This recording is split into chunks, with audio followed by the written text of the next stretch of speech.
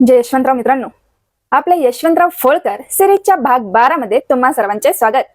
मागच्या भागात आपण पाहिले की 8 ऑक्टोबर 1804 रोजी होळकरांनी दिल्लीला वेढा घातला होता, पण भवानी शंकर खत्रीच्या ऐनवेळीच्या गद्दारीमुळे यशवंतरावांना दिल्लीचा वेढा उठवावा लागला। मित्रांनो, ही इंग्रजांविरुद्धची केवळ दुसरी मोठी लढाई होती। अजून 16 लढाया जिंकणे बाकी होते, कारण यशवंतरावांनी आपल्या संपूर्ण युद्ध काळात इंग्रजांना एका पाठोपाठ एक अशा एकूण 18 लढायांमध्ये धूळ चारली होती। दिल्ली नंतर आता हा महासंग्राम पोहोचला होता फरुखाबादच्या ऐतिहासिक मैदानावर, जिथे इंग्रजांचा मुख्य सेनापती जनरल लेक स्वतः यशवंतरावांना पकडण्यासाठी टपून बसला होता। दिल्लीतून होळकरांचे सैन्य बाहेर पडताच ब्रिटिश सैन्याचा सर्वोच्च कमांडर जनरल लेक याने आपल्या संपूर्ण ताकदीनिशी यशवंतरावांचा पाठलाग सुरू केला।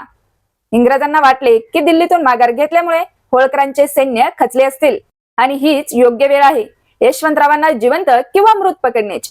जनरल लेक आपले अफाट घोडदळ घेऊन दिवस रात्र एक करून होळकरांच्या मागे धावत होता।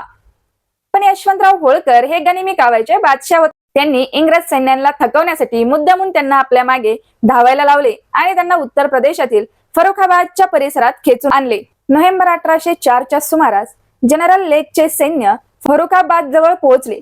इंग्रज सैन्यांनी सलग पाठलाग केल्यामुळे पुरते दमले होते आणि रात्रीच्या वेळी आपल्या छावणीत गाढ झोपले होते। ऐतिहासिक ग्रंथानुसार यशवंतरावांनी नेमकी याच संधीची वाट पाहिली होती। त्यांनी मध्यरात्रीच्या आणि पहाटेच्या अंधारात आपल्या अतिशय वेगवान घोडदळासह जनरल लेकच्या छावणीवर अचानक आणि महाभयंकर हल्ला केला। अचानक झालेल्या या हल्ल्यामुळे इंग्रजांना शस्त्रे हाती घेण्याची ही संधी मिळाली नाही। होळकरांच्या सैन्याने त्यांची अक्षरशः दानादान उडाली।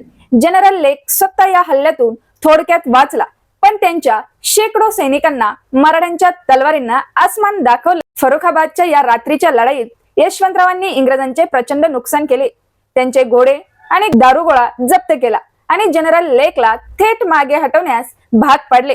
या विजयाने सिद्ध केले की दिल्लीतील गद्दारीनंतरही होळकरांची ताकद तसोबरही कमी झाली नव्हती। इंग्रजांनी होळकरांचा इतका घेतला होता की आता त्यांना उघड्या मैदानावर यशवंतरावांना सामोरे जाण्याची भीती वाटू लागली होती। फरुखाबाद जिंकल्यानंतर यशवंतरावांनी आपली पुढची रणनीती आखली आणि ते जाट राजा रणजित सिंह यांच्या मदतीसाठी भरतपूरकडे निघाले, जिथे इतिहासातील सर्वात भयंकर महासंग्राम होणार होता।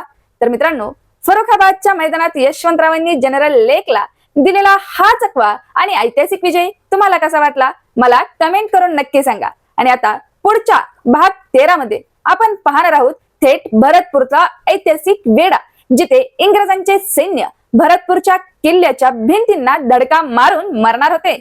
हा थरार पाहण्यासाठी उद्याचा भाग नक्की बघा। इतिहास घराघरात पोहोचण्यासाठी या व्हिडिओला आताच लाईक करा, शेअर करा, चॅनलला सबस्क्राईब करायला विसरू नका आणि कमेंट मध्ये जय यशवंतराव नक्की लिहा आणि पेजला फॉलो करा।